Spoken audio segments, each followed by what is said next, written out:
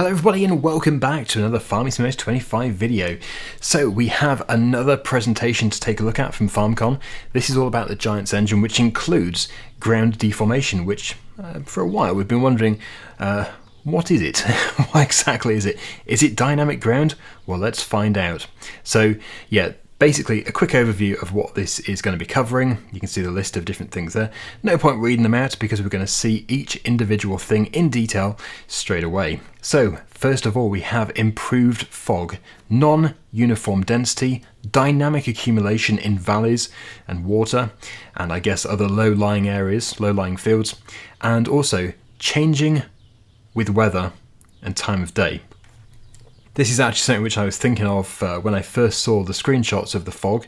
I was thinking, the fog's great and it does look really nice, but would you really have this really shallow fog in like midday when the sun is at its highest in the sky and it's 28 degrees, where it looks like it does change with the weather? So this is great because you do tend to see this sort of fog very early in the morning or late on at night. So it definitely is going to make those morning screenshots and atmospheric photos look really impressive. Okay, so we do have some videos as well included in this presentation. And this one, of course, is to show off the fog, but also to show off the water. Really nice to see that the water is looking better. Although, to be honest, it's more the way that the water reacts to vehicles and people with the ripples, dynamic water.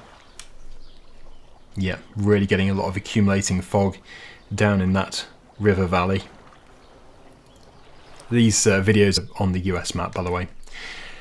So, I think we've actually seen that one before. Yeah, we've seen that screenshot before. You can see how it's getting trapped in these lower areas in the trees. This must be first thing in the morning, surely. It's got to be.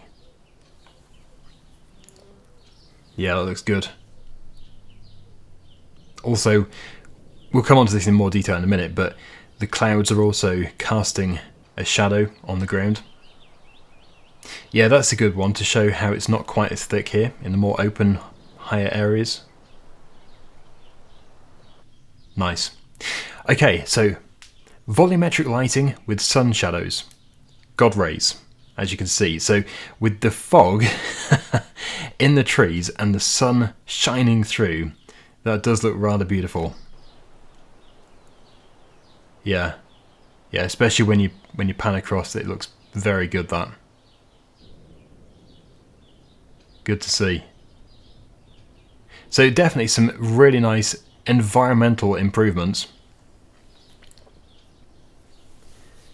And you can see all the shadows being cast by different objects as well. So there's no doubt this is a massive improvement over 22. But we also have volumetric lighting for local lights, vehicles, street lamps, etc. Yeah, so again, you can see how the lights from the building and from the street lights are actually shining through the fog. It is interacting with the fog, if you like. Hopefully not every night is going to be like this. It'd be nice if there is variety. Also, the way the lights from the crossing there, from the barriers, are actually casting onto the ground.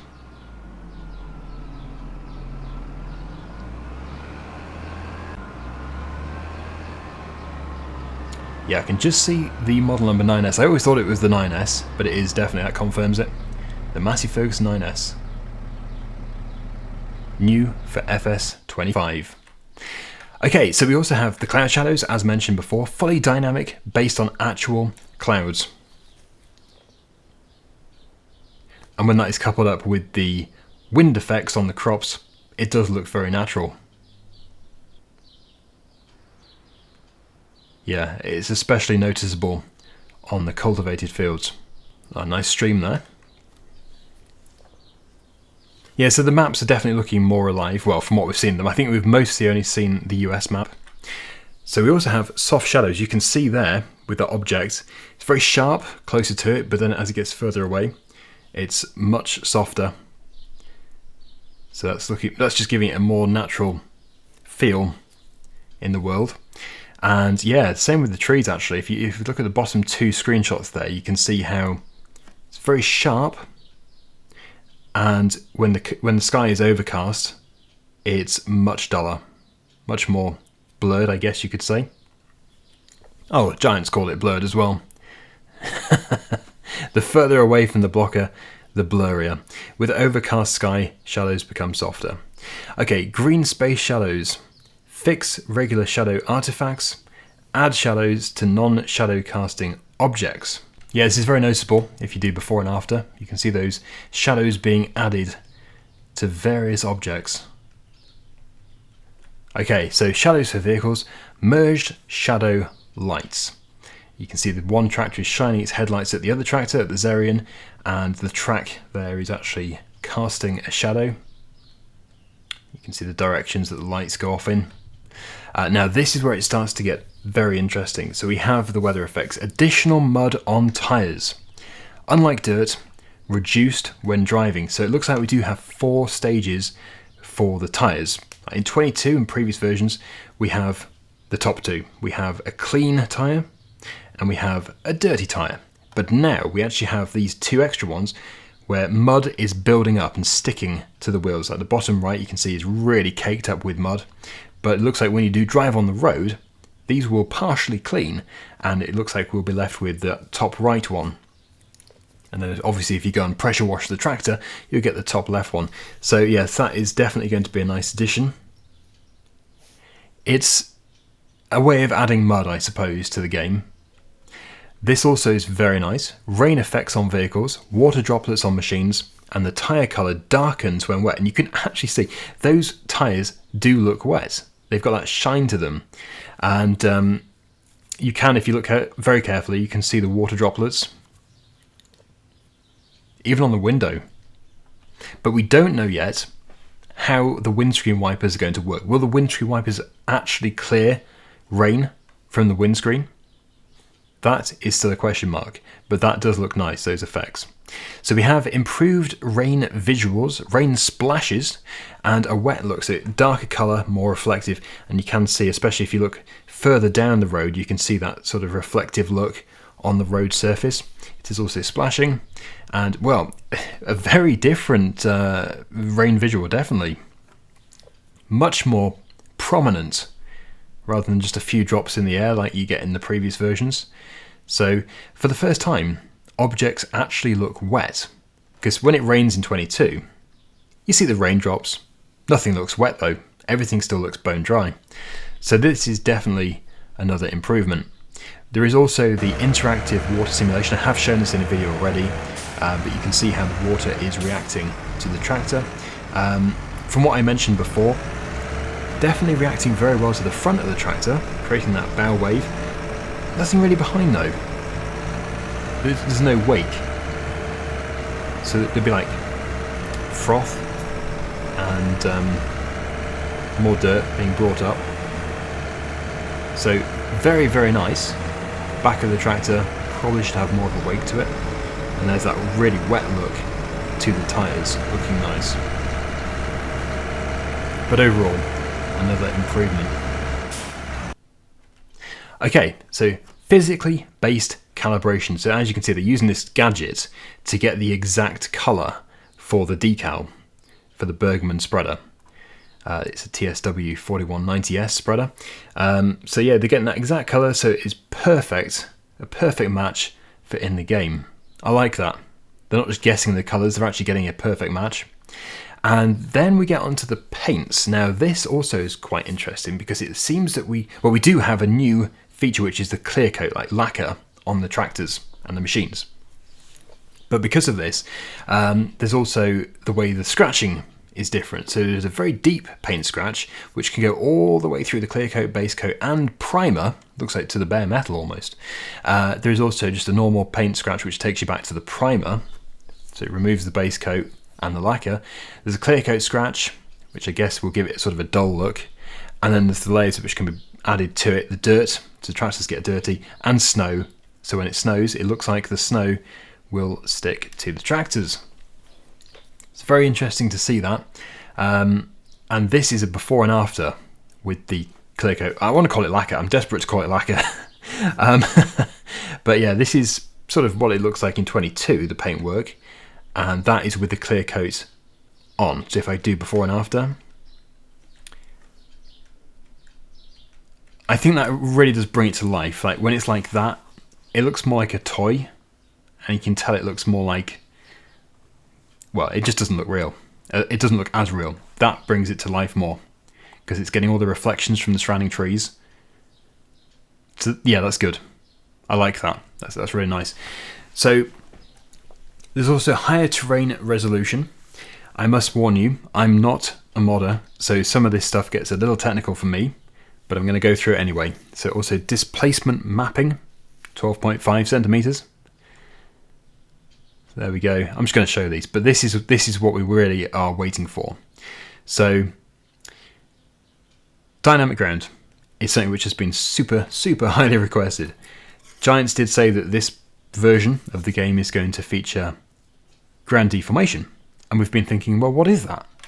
Well, I can now show you what it is. There we go. A tractor has driven over the ploughed field, and it has left an imprint in the surface of the soil. So it looks like it definitely does. It is dynamic. It's very hard to it's very hard to say if it is dynamic ground or not. It looks like it's probably not diggable ground, but it is dynamic, because it is actually adjusting the ground. It's obviously making it lower. So displacement mapping for fields influences physics simulation, dynamically adjusted from tyres and gameplay. And I believe that different tyres will have a different effect on the soil.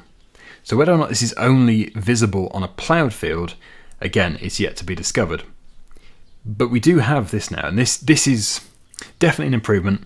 We don't know either if there's going to be like, well, we know there's mud which sticks to tractors, but can you get stuck? Still a few question marks. Can you get stuck in the mud? Can you really get stuck and dig deep? Or is it just going to leave an imprint? That's what we're seeing at the moment. You can see how it is leaving an imprint. I think if I was to have a guess, now this is just a total guess, I would say that that is as deep as it will go. But who knows? Maybe you can get properly stuck and it would dig really deep ruts. The only thing with that is, how would you fill them in again? That's the question, because surely it would have to be diggable ground to be able to fill in those ruts again. I'm probably also overthinking things. I usually do. But very nice to see that we have got ground deformation, and I must just emphasise that Giants have always called it ground deformation, not dynamic ground. So I think there is a difference between those two. Okay, tree rendering. 360 billboards, parallax correction, shadows in distance, and shadow proxy mesh. It is above my head, that. This is all technical stuff. But if you understand this stuff, then great. Basically, the trees are better in many ways. I think that's all we really need to know. Okay, so we have facial animations. Now, immediately you can see that this character is much more realistic looking than previous characters. So the features are lip sync with audio, emotions, secondary animations, eyes, eyelids, eyebrows, cheeks. When they say emotions, do they cry? Do they laugh? I guess they do. Well, maybe not cry, but hopefully they laugh. But yes, it's just another way of just making it feel much more realistic and immersive, because the characters certainly do look a lot more realistic. So that's very nice to see. Also, as it says there, they do move their eyes, eyelids, eyebrows, cheeks, and more. Maybe their arms? Okay, so the sky. Improved sky, starlit sky, thank you Giants, and an enhanced moon. Yeah, because in 22, if you look at the moon, it's very blurred. Really out of focus, there's not really any detail to pick out of it, but that looks very sharp. It's also bright. The night moon, I say the night moon, yeah, the moon is sometimes out in the day, but yeah, the moon at night is super bright, and if you look at it through a telescope, it's actually in some ways blinding. You do have to have a moon filter, but I'm deviating. Anyway, yes, really happy to see that we have the stars and beyond, if you look carefully. Maybe Farming Simulator would be good enough to do some stargazing, see some galaxies. Okay, so that's really nice. I love that. Right, performance, double-sided rendering, less vertices for thin objects. Yeah, the crops definitely do look a lot more dense now. A lot more variety. It just looks more realistic. Obviously, in a way, it's done in a way as well, so that it's not super hard to run the game in a very efficient, optimized way. Different stages as well. So that is the double-sided feature being activated, which just brings so much density to it. It does look good. That is a vast improvement. I think they are, they're not like 3D heads to the crop, but having this double-sided rendering gives it that effect. Okay, so again with the trees there. Double-sided rendering. Yeah, just makes it a lot more full.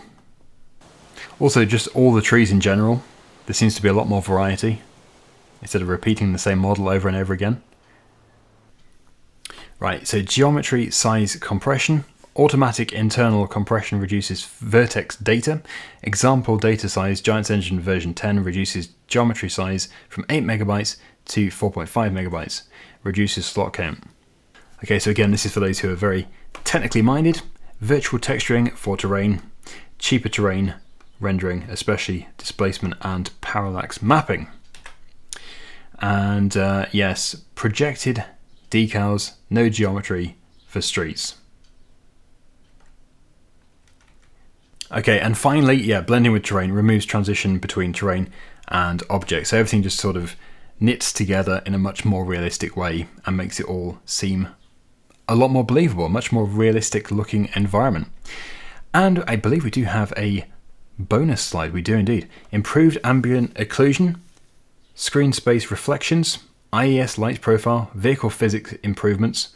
Obviously we'll have to see them in close detail, although I did see, and many people pointed out, there was a flex in the header flex when it was lifted. So that is a nice little improvement. Reduced map i3D shape size, async shader compilation, traffic improvements. So I don't know exactly what they are. We'll have to wait and see the details for that. I was going to say maybe they're just more intelligent when it comes to navigating the map, but it does have a separate bullet point saying vehicle navigation improvements. So yeah, they're sort of put down as two different improvements. So maybe the traffic improvements means there's more variety. Maybe there's, well, dare I say it, other tractors on the roads. No evidence of it yet. It'd be nice to think that there are going to be other tractors on the road. It'd be nice to see other farmers in the fields. Again, no evidence of that yet. Nothing to suggest that's going to be part of the game. But I suppose there is still time, because it's only July and the game is not released until the 12th of November. And field helper improvements. We have seen that in action. So there we go.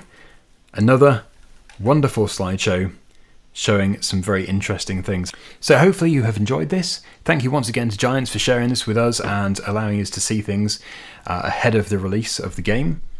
And yeah, thanks for watching, and if you want to pre-order, the link is down below. That's my affiliation link. Thanks for watching everybody, and I'll see you again soon. Bye for now.